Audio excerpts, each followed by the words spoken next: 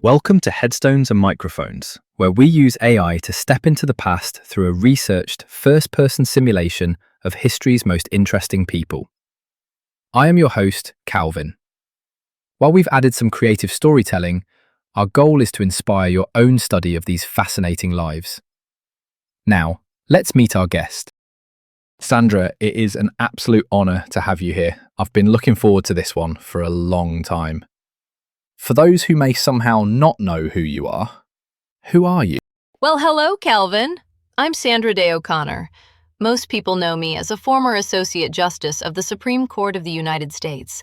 And yes, I was the first woman to have that privilege. But at my heart, I've always just been a cowgirl from the high desert who happened to find her way into the law. A cowgirl at the Supreme Court. I love that. Let's go back to the beginning. When and where were you born? I was born on March 26, 1930, in El Paso, Texas. But don't let the city hospital fool you. My home was the Lazy Bee, a massive cattle ranch that straddled the border of Arizona and New Mexico. And what was your given name at birth?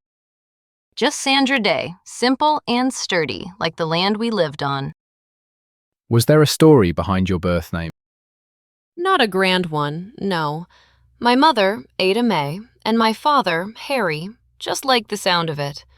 My father was actually known as D.A. to everyone on the ranch, which stood for Day Alfred. Names on the ranch tended to be practical. Speaking of the ranch, what was your hometown or home ranch like growing up? The Lazy Bee was a world of its own.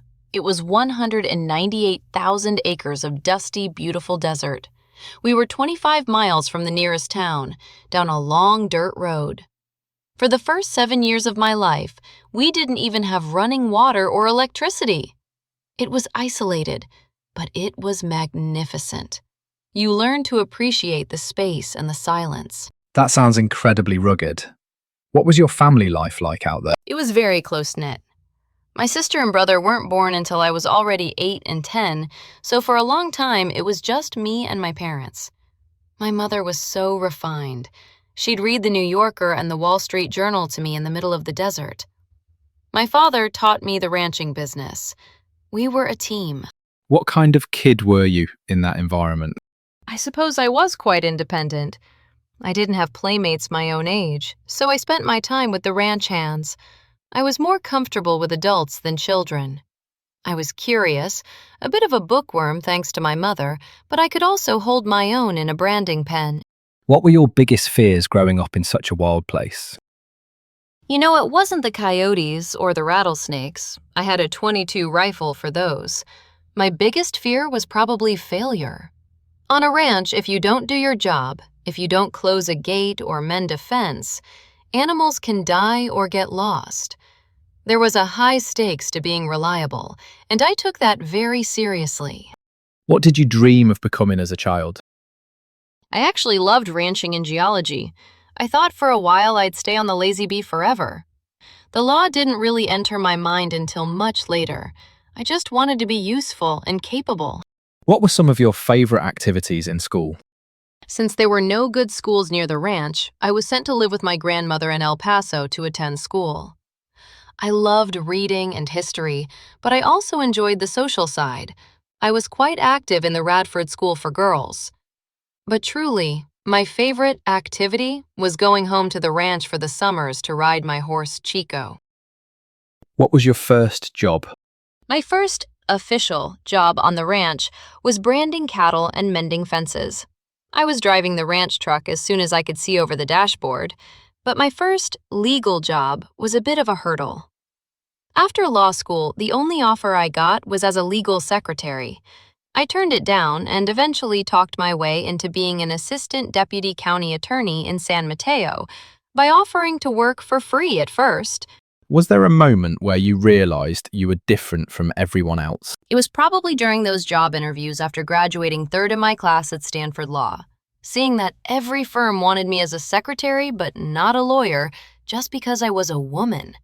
That was a cold splash of water. I realized the world saw a woman where I just saw a lawyer. What's a decision that changed everything for you but felt small at the time. Deciding to join a local Republican precinct committee when my kids were young. I just wanted to be involved in my community in Phoenix. But that little step into local politics eventually led to the state Senate, which led to the bench, and, well, the rest is history. What was your biggest break? Without a doubt, it was the call from President Ronald Reagan in 1981. He had made a campaign promise to appoint a woman to the court, and he stuck to it. I was a state judge in Arizona, far from the Washington circles, but he took a chance on me. What were your biggest struggles before success? Balancing it all. When I had my 3 sons, I actually took 5 years off from the law to be a full-time mom.